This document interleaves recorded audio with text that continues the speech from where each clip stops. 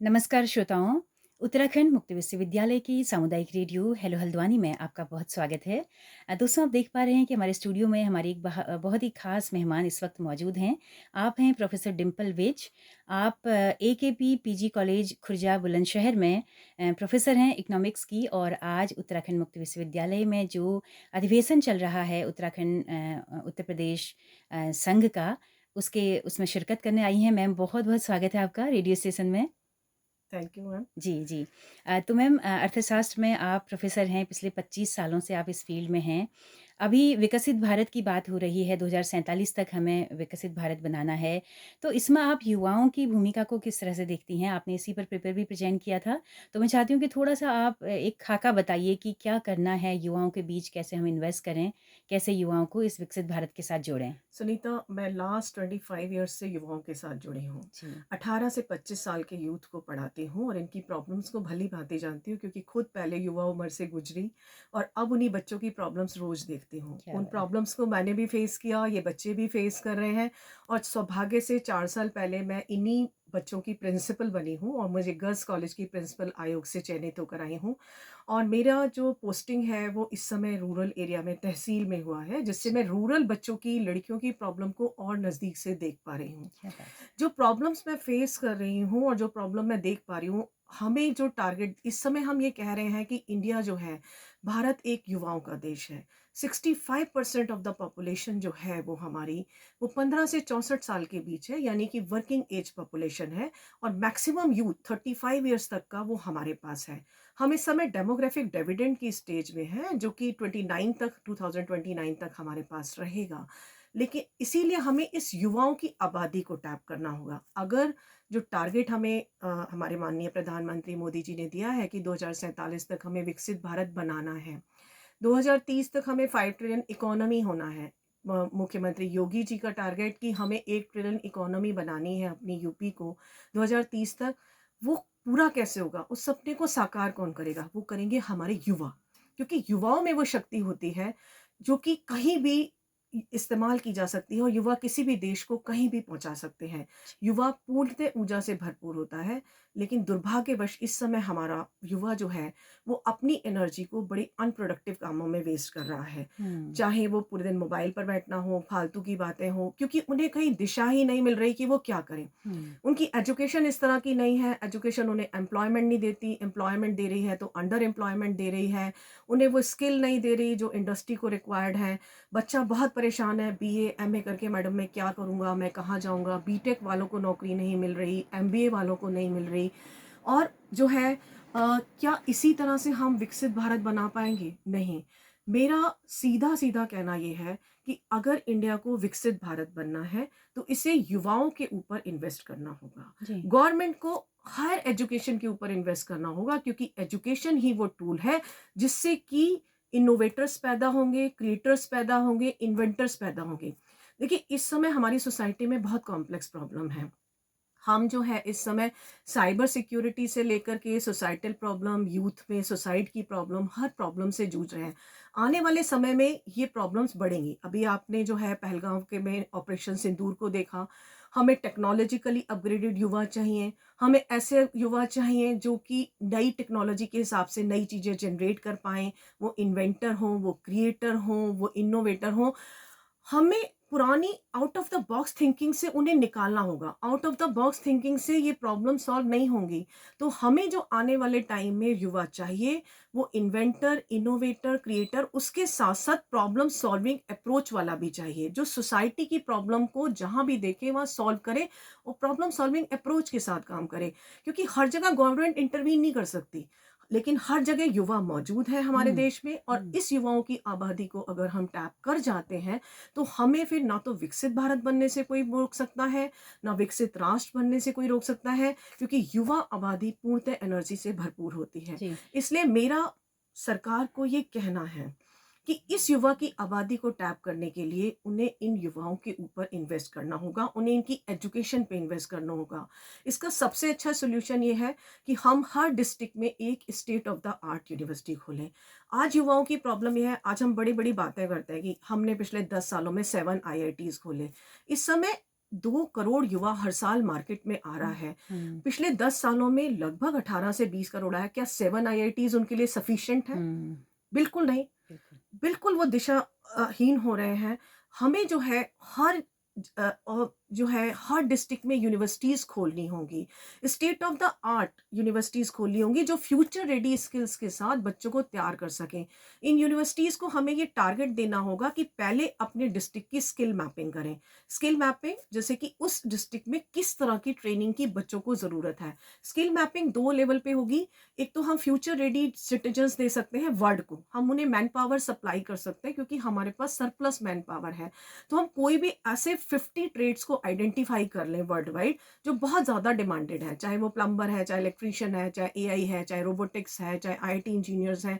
हम उसमें अपने बच्चों को ट्रेन करें और वर्ल्ड को सप्लाई करें। सेकंड, उनकी स्थानीय ज़रूरतों के हिसाब से जिस तरह की स्किल उनको चाहिए, सपोज़ मैं अपना एग्ज़ाम्पल लेती हूँ, जैसे कि मैं खुर्जा में हूँ और Khurja is a ceramic city of India, वहाँ हर घर में सिरेमिक का काम ओह! होता है। अच्छा।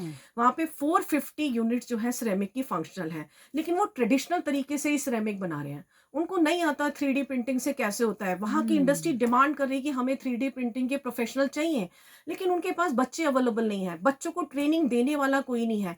तो हमें ऐसी जगह पे स्किल यूनिवर्सिटीज़ का प्लान करना चाहिए और उन्हें स्किल मैपिंग। यूपी में तो बहुत अच्छा स्टेप ये लिया गया है कि हर डिस्ट्रिक्ट में ओडीओपी लागू किया गया है, तो बड़ा आराम है कि ओडीओपी में ही ये यूनिवर्सिटीज़ अपने-अपने स्किल कोर्सेज़ खोलें और उसमें युवाओं को ट्रेन करें और लोकल इंडस्ट्री को जो है वो मैन पावर सप्लाई करें। इसमें भी हमें कई लेवल बनाने होंगे क्योंकि हमें हर इंडस्ट्री में केवल हाई लेवल इंजीनियर्स नहीं चाहिए होते। हमें आईआईटीज़ के चाहिए होते हैं, हमें पॉलिटेक्निक से सुपरवाइज़र भी चाहिए होते हैं, हमें इंजीनियर्स भी चाहिए होते हैं, हमें एमबीए भी चाहिए जो मार्केट जा कर के खोजें, उनके लिए एक्सपोर्ट का मार्केट खोलें, हमें रिसर्चर भी चाहिए जो उनके प्रोडक्ट में इनोवेशन कर सकें, इन्वेंशंस कर सकें, क्रिएटर्स भी चाहिए। तो हमें हर तरह की चीज़ें ये खोलने के लिए यूनिवर्सिटीज़ खोलनी होगी और इस पे इन्वेस्ट करना होगा। और अगर आप ये कहते हैं कि हमारे पास इतना पैसा नहीं है, इंडिया में पैसे की कोई कमी नहीं है। अभी हमने आईपीएल देखा, अभी हमने देखा बैंगलोर में किस तरीके से स्टैम्पीड हुआ। आईपीएल से हमें इतना रेवेन्यू मिलता है कि अगर हम उसकी 15,000 की जो टोटल 3 साल का प्रॉफिट है, अगर उसी के ऊपर टैक्सिंग कर दें 40% तो 5,000 करोड़ बनता है, जिससे हम 10 आईआईटीज़ हर साल खोल सकते हैं। लेकिन दुर्भाग्य हमारा ये देश है कि हमारे देश में क्रिकेट सब्सिडाइज़ होता है, लेकिन एजुकेशन के ऊपर टैक्स लगाया जाता है। हुँ, हमारी हर रिसर्च लैब में हर इंस्ट्रूमेंट के ऊपर टैक्स है। माइक्रोस्कोप खरीदनी है तो टैक्स देना है। मुझे कॉलेज के लिए कोई इंस्ट्रूमेंट खरीदना है तो जीएसटी देनी है। मैं बिना जीएसटी के नहीं खरीद सकती। क्या हम एजुकेशनल इक्विपमेंट्स को जीएसटी फ्री नहीं कर सकते? क्या हम उन्हें सब्सिडाइज़ चीज़ें नहीं दे सकते? हम कर सकते हैं ना, हमारे पास पैसे की कमी है। ज़रूरी है तो हमें प्रायोरिटीज़ को डिसाइड करने की। हुँ, हमें अपनी प्रायोरिटीज़ को चेंज करना होगा। जब तक आप देश के युवाओं के ऊपर ध्यान नहीं देंगे, तब तक काम नहीं बनेगा। हालाँकि गवर्नमेंट अच्छा काम कर रही है कि युवा की बात करती है, किसान की करती है, लेडीज़ की करती है। लेकिन हमें इन यूनिवर्सिटीज़ को एक टास्क और देना होगा कि न केवल ये युवा को ट्रेन करेंगे, बल्कि उसके साथ-साथ कम्युनिटी के लोगों को। क्योंकि इस समय जो आपके पास स्किल की कमी आ रही है, वो 3 लेवल पे आ रही है। एक वो जो बच्चे तुरंत बाहर निकल रहे हैं, 20 से 30 साल के बच्चे, जिनकी आपको स्किलिंग मार्केट रेडी और फ्यूचर रेडी स्किल्स के हिसाब से करनी है। दूसरे वो बच्चे जो कि 30 से 40 साल के हैं, जिनको कि आपको अपस्किलिंग करना होगा क्योंकि 10 साल के बाद ये स्किल ऑब्सोलीट हो जाएगी, वो हुँ, मार्केट के लायक नहीं रहेंगे, हुँ, तो उनकी अपस्किलिंग ज़रूरी है। उनके लिए हमें अपस्किलिंग प्लान बनाना होगा और जो है 40 साल के बाद उनकी रीस्किलिंग करना होगा क्योंकि तब तक टेक्नोलॉजी इतनी चेंज हो जाती है 20 साल में कि पुरानी टेक्नोलॉजी बिल्कुल ऑब्सोलीट हो जाती है। तो हमें हर लेवल पे प्लान बनाने होंगे। यूनिवर्सिटीज़ को कम्युनिटी के लोगों को ट्रेन करने के लिए भी अलग से कोर्सेज़ डिज़ाइन करने होंगे और हम ये कर सकते हैं। महिलाओं के लिए, रूरल महिलाओं के लिए, कम्युनिटी पीपल के लिए अलग से छोटे-छोटे शॉर्ट टर्म प्लान्स बनाने होंगे, शॉर्ट टर्म ट्रेनिंग प्लान्स बनाने होंगे और उन्हें ट्रेन करना होगा। जी। अगर आप ये चाहते हैं कि भारत में इनकम बढ़े, इनकम डिस्पैरिटी कम हो क्योंकि इनइक्वालिटी का लेवल बहुत हाई है। विमेन का रेट जो है लेबर फोर्स पार्टिसिपेशन में बढ़े क्योंकि वो बहुत कम है और हम ये कह रहे हैं कि अगर विमेन 50% आ गई लेबर फोर्स पार्टिसिपेशन में तो हमारा देश विकसित होने से कोई रोक ही नहीं सकता। हमारी जीडीपी ऑटोमेटिकली डबल हो जाएगी। तो जीडीपी डबल करने के लिए अगर आप विमेन को चाहते हो कि वो आए लेबर फोर्स में तो हमें उन्हें वो वाली स्किल में ट्रेंड करना होगा जिससे वो घर बैठे ही अपना कारोबार कर सकें। मैं अपने कॉलेज में ये मॉडल अपना रही हूँ। हमने अपनी सारी बच्चियों को इस काम में ट्रेंड किया है कि वो जब तक हो सैलरी से जॉब भी कर सकती हैं, अपना चाहे एंटरप्रेन्योरशिप भी खोल सकती हैं, घर से अपना ऑनलाइन बिज़नेस भी कर सकती हैं, वो कोई भी काम कर सकती हैं। हम इस तरह की स्किल ट्रेनिंग दे रहे हैं। ऐसे कॉलेजेस जो इतना अच्छा काम कर रहे हैं, फिलहाल आप उन्हें मॉडल स्किल कॉलेजेस में कन्वर्ट कर सकते हो हर डिस्ट्रिक्ट में। जब तक आपके पास पैसा नहीं है, मॉडल स्किल कॉलेज में कन्वर्ट कर दीजिए। अभी कल-परसों में ही हरियाणा ने एक बहुत अच्छा स्टेप लिया है। उन्होंने ये प्लान किया है कि वो अपने हर डिस्ट्रिक्ट में मॉडल स्किल कॉलेज खोलेंगे। ओह! ये स्टेप बाकी स्टेट्स भी ले सकते हैं। स्किल यूनिवर्सिटी इतनी अच्छी खुल रही है। हरियाणा में ही विश्वकर्मा स्किल यूनिवर्सिटी खुली हुई है। दिल्ली में स्किल यूनिवर्सिटी है। हैदराबाद में अभी खोली है जिसमें उन्होंने आनंद महिंद्रा जी को सीईओ बनाया। इंडस्ट्री के पीपल को जोड़िए, वो आकर बताएँगे आपको उनको किस तरह की स्किल चाहिए। उनके हिसाब से कोर्स करिकुलम तैयार कीजिए। उनके हिसाब से स्टूडेंट को ट्रेन कीजिए और डायरेक्ट उसमें प्लेस कराइए। बच्चों को भी रोजगार मिलेगा, यूथ आपका प्रोडक्टिवली एंगेज होगा। और अगर आपका यूथ इस वक़्त आपने टैप कर लिया, क्योंकि जो यूथ हमारे कॉलेजेस में आ रहा है, मेरे पास जो 18 से 25 साल का बच्चा आता है, अगर मैं इस बच्चे को आज टैप कर गई तो ये बच्चा लगभग 80 साल तक जिएगा। और आज मैंने टैप कर लिया, आज इस वक़्त 3 या 5 साल में जो एजुकेशन मैं इसे दूँगी, वो अगले 60 साल तक इसके साथ जाएगी। अगर हमने इस युवा को टैप कर लिया और इसे राइट काइंड ऑफ ट्रेनिंग और राइट काइंड ऑफ स्किल और एजुकेशन दे दी, तो मैं नहीं मानती कि हमारे देश को विकसित होने से कोई रोक सकता है। 100% हमारा देश विकसित भारत बनेगा। जी। थैंक क्या यू सो क्या मच मैम। बात है मैम, आपने बिना कुछ सवाल पूछे इतने सारी चीज़ें, सारे एस्पेक्ट्स बता दिए हैं कि युवा भी बहुत तरह का है। एक जो है जो 10वीं तक भी अपनी पढ़ाई पूरी नहीं कर पाता है। एक है जो छोटे-मोटे कोर्स करना चाहता है आईटीआई जैसे, लेकिन उस तक वो नसीब नहीं है। तो हमको हर युवा को टारगेट करते हुए हर तरह की जॉबें, हर तरह के स्किल्स जो हैं वो उन्हें देने संगीता, होंगे। हमने अपने कॉलेज में ये मॉडल अपनाया है। हुँ, हुँ। हमने अपने बच्चों को 3 सेगमेंट में डिवाइड किया है। हुँ, हमारे वो बच्चे जो बहुत अच्छे हैं पढ़ने में, क्योंकि हर बच्चा पढ़ाई में बहुत अच्छा नहीं होता। हुँ। हम उनके लिए आईएएस, पीसीएस, नीट, हुँ। मेन एंड और इसकी जेआरएफ नेट की कोचिंग फ्री चलाते हैं। अच्छा। हमारा कहना है कि आप लोग कोचिंग लीजिए, अपने को अपग्रेड कीजिए, जिसको नौकरी मिलती है लग जाइए। जी। जो बच्चा नौकरी नहीं ले पाता, उसके लिए मैंने अपने कॉलेज में 20 स्किल कोर्सेज़ चलाए हैं। अच्छा। हमारी लड़कियाँ 20 स्किल कोर्सेज़ में से कोई भी ले सकती हैं और हुँ, उसमें भी हमने स्पेसिफ़िकेशन किया है। अगर बच्चा, क्योंकि एनईपी के हिसाब से 4 स्किल कोर्स करना एक बच्चे को ग्रेजुएशन में कंपल्सरी है, तो बच्चा एक ही लाइन के चारों कोर्स ले सकता है, बेसिक टू एडवांस। जैसे कंप्यूटर्स में आप बेसिक कीजिए, फिर हुँ। एडवांस कीजिए, सी प्लस प्लस कीजिए, वेब डिज़ाइनिंग कीजिए, बस कम्युनिकेशन और पर्सनैलिटी डेवलपमेंट का कोर्स कीजिए और सेटल हो जाइए। अगर आप डिसाइड नहीं कर पा रहे हो, इतने अनडिसाइडेड हो अभी 18-19 साल की एज में कि मुझे भविष्य में जाके क्या करना है, कभी आपको लगता है मैं स्ट्रेस मैनेजमेंट कर लूँ, कभी लगता है योगा मेडिटेशन कर लूँ, कभी हुँ। लगता है नहीं मेरे लिए पत्रकारिता या जर्नलिज्म बहुत अच्छा है, कभी आपको कोई लगता है, तो आप 4 डिफरेंट डिफरेंट स्किल के कोर्स कर लो। Then after the graduation you decide कि आपको किस में करना है, उसमें अपग्रेडेशन कोर्स करो and hmm. You can go to that line. जो लोग बिल्कुल एवरेज हैं और जो बच्चे डिग्री लेने के लिए केवल कॉलेज में आते हैं, हुँ। उनके लिए मैंने अपने कॉलेज में 8 सेल्फ एम्प्लॉयमेंट के कोर्सेज खोले हैं। जी। 10 से 30 दिनों तक के fashion designing, beauty parlour, even आप सोचिए artificial jewellery, soft toys making okay. और फास्ट फूड मेकिंग, इस तरह के। और वो बच्चे उसमें 10 से 30 दिन का कोर्स करें तो एक स्किल उनके हाथ में ऐसा है कि हुँ। लाइफ में जब भी उन्हें ज़रूरत पड़ेगी, वो अपना पार्लर खोलना चाहें, घर से भी स्टार्ट कर सकती हैं, कहीं अच्छे में जाके जॉब भी कर सकती हैं। हुँ। फैशन डिज़ाइनिंग सीखा है, घर में भी बैठ के कपड़े सिल सकती हैं, एक हुँ। कमरे में, मार्केट में सप्लाई कर सकती हैं और अपना बुटीक भी खोल सकती हैं। आर्टिफिशियल ज्वेलरी में है, अपनी बना के मार्केट में बेच सकती हैं, हुँ। दुकान भी खोल सकती हैं, ऑनलाइन सप्लाई भी कर सकती हैं। इसके लिए हम उन्हें ऑनलाइन, ऑफलाइन ट्रेडिंग भी देते हैं और हम उन्हें विमेन एंटरप्रेन्योरशिप के पूरे स्किल सिखाते हैं कि किस तरीके से वो ऑनलाइन और ऑफलाइन अपने प्रोडक्ट को बेच सकती हैं। हमने इसमें एक और इनोवेशन किया है कि हम इन कोर्सेज में केवल अपने कॉलेज की लड़कियों को अलाउ नहीं करते। हम इसमें अपनी एलुमनाई बैचेस, हम इसमें हमारे जो 5 हमने गाँव गोद लिए हैं उन्नत भारत अभियान के अंतर्गत, अच्छा। उनकी लड़कियाँ और महिलाएँ, और इवन खुर्जा क्षेत्र की कोई भी महिला जो इस क्षेत्र में अपना रोजगार खोलना चाहती है, विमेन एंटरप्रेन्योर बनना चाहती है, हम उसको भी इसमें अलाउ करते हैं, प्रोवाइडेड कि वो उस ट्रेड में इंटरेस्टेड हो। इवन गाँव वालों की इनकम बढ़ाने के लिए, क्योंकि खुर्जा में मैंने ये प्रॉब्लम फ़ील किया कि वहाँ पर खेती का काम मेन होता है, लेकिन खेती सारे टाइम हमें रोज़गार नहीं देती। तो अगर इनको छोटे-छोटे रोज़गार उसके साथ सिखा दिए जाएँ, तो इनकी इनकम को हम बढ़ा सकते हैं, डबल कर सकते हैं, सस्टेनेबिलिटी की तरफ ले जा सकते हैं। तो हमने छोटे-छोटे कोर्स जैसे मशरूम कल्टीवेशन, ऑर्गेनिक फार्मिंग, केंचुए से खाद बनाना है, नर्सरी, आप एक छोटे से हिस्से में नर्सरी खोल लो, वहाँ का अर्बन एरिया में खूब सेल होते हैं वो पौधे, हुँ, आप उसे बना के छोटे-छोटे गमलों में बेचिए। हुँ, आप मशरूम का काम शुरू कर दीजिए, आप फूड प्रोसेसिंग की कोई यूनिट लगा दीजिए, आप एक ही मसाला बेचना शुरू कर दीजिए, जैसे आम बहुत होता है, आप आम ही करिए, हुँ, गिरती रहती है वो पेड़ से, उसे सुखाइए, उसका आमचूर बनाइए, मार्केट में सप्लाई करना शुरू कर दीजिए। बट आपको ब्रांडिंग कैसे करनी है, आपको ट्रेडिंग कैसे करनी है, मार्केट में कैसे जाना है, इसकी पूरी ट्रेनिंग हम दे रहे हैं। विमेन एंटरप्रेन्योरशिप का कोर्स भी मेरे कॉलेज में चल रहा है। जी, जी, सिडबी की सहायता से हम उन्नति प्रोजेक्ट में वो चला रहे हैं, ओके, जिसमें उन्हें अमेज़न पे कैसे बेचना है, मीशो पे कैसे जाना है, गवर्नमेंट के युक्ति प्लेटफ़ॉर्म पे कैसे जाना है, फ्लिपकार्ट पे कैसे करना है। हम हर ट्रेड की नॉलेज उनको देते हैं। उनका फर्स्ट बिज़नेस कैसे, बिज़नेस का नाम क्या रखेंगे, उसका लोगो कैसे डिज़ाइन होगा, उसका अपना जो क्या कहते हैं, उनका अपना कार्ड जो है, कार्ड वो कैसे डिज़ाइन करेंगे, व्हाट्सएप बिज़नेस पेज कैसे बनाएँगे, फेसबुक पे ऐसे पेज बनाएँगे, लिंक्डइन पेज, इंस्टाग्राम पेज अपने बिज़नेस का कैसे बनाएँगे, बिज़नेस कैसे प्रमोट करेंगे। उसके बाद फाइनेंशियल ट्रांज़ैक्शन लेना, ऑनलाइन वो फाइनेंशियल पेमेंट्स कैसे लेंगे, उसके बाद उनके साथ साइबर फ्रॉड ना हो जाए, कैसे कन्फर्म करेंगे, माल की डिलीवरी किस तरीके से करेंगे, अपने हुँ, आप को मार्केट लिंक कैसे करेंगे।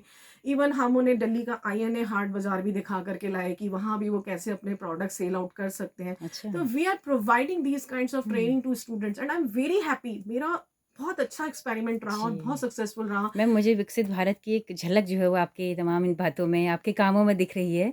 अगर हर एक कोई इस तरह से ज़िम्मेदारी ले डेडिकेशन के साथ, शिद्दत के साथ, तो मुझे लगता है कि फिर बहुत ज़्यादा प्लानिंग्स की ज़रूरत बिल्कुल नहीं हो है। सकता है, और अगर गवर्नमेंट हमें थोड़ा-सा हुँ, सपोर्ट कर दे, क्योंकि मेरे पास स्किल की लैब्स नहीं हैं। हुँ, हम जो कुछ भी कर रहे हैं, मेरी लड़कियाँ मतलब ज़मीन पर बैठकर सीखती हैं, हम बाहर से ओह! ट्रेनर बुलाते हैं और करते हैं। हमारे पास स्किल लैब्स नहीं है, जी, कंप्यूटर की state of the art lab नहीं है।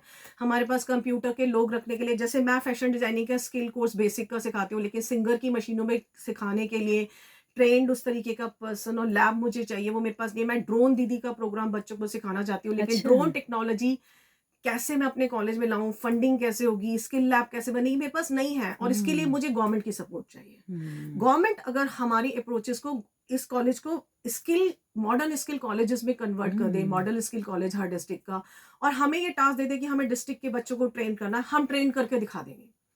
और एक हम मॉडल बनेगा वो, बिल्कुल, पूरे और स्टेट के बच्चे लिए। इतना आ रहे हैं, बच्चे इतना सीख रहे हैं, बच्चे पहले से ही बैठे रहते हैं, मैम अब आप कौन-सा कोर्स सिखाएँगे? अभी जैसे हम लोग पार्लर का बेसिक सिखाते हैं, लेकिन हमने स्लीववेल फाउंडेशन के साथ टाई अप किया है, वो उन्हें लैक्मे का एडवांस कोर्स सिखा देते हैं। हम फैशन डिज़ाइनिंग का बेसिक कोर्स सिखाते हैं, उन लोग के पास सीएसआर फंड है, वो लोग जो है फैशन डिज़ाइनिंग का उन्हें एडवांस कोर्स सिंगर की मशीनों पे सिखाते हैं, और हमारी लड़कियाँ नोएडा प्लेस हो जाती हैं। कितनी लड़कियाँ मेरी इस बार नोएडा प्लेस हुई। हुँ, हुँ, और कितनी ही लड़कियां अपना रोजगार खोलने के लिए तैयार खड़ी हैं, क्योंकि उनमें इतना कॉन्फिडेंस आ गया है 2-3 ये ट्रेनिंग लेने के बाद, उनको लगता है कि वो अब अपना रोजगार खोल सकते हैं। अब हम लोग उनका लोन कराने की कोशिश कर रहे हैं, उन्हें एंटरप्रेन्योरशिप, और आने वाले टाइम में आप देखोगे बहुत सारे स्टार्टअप और एंटरप्रेन्योर्स वहां से निकलेंगे। क्या बात है। इवन वो लेडीज जो मेरी एलएमएनआई थी, उन्होंने मुझे बोला कि मैम आप प्रिंसिपल बनके इतनी लेट क्यों आए और हमारे टाइम क्यों नहीं थी, उनके लिए हमने ये कोर्सेज ओपन किए, खुजा की लेडीज के लिए ओपन किए, and all are getting the benefit.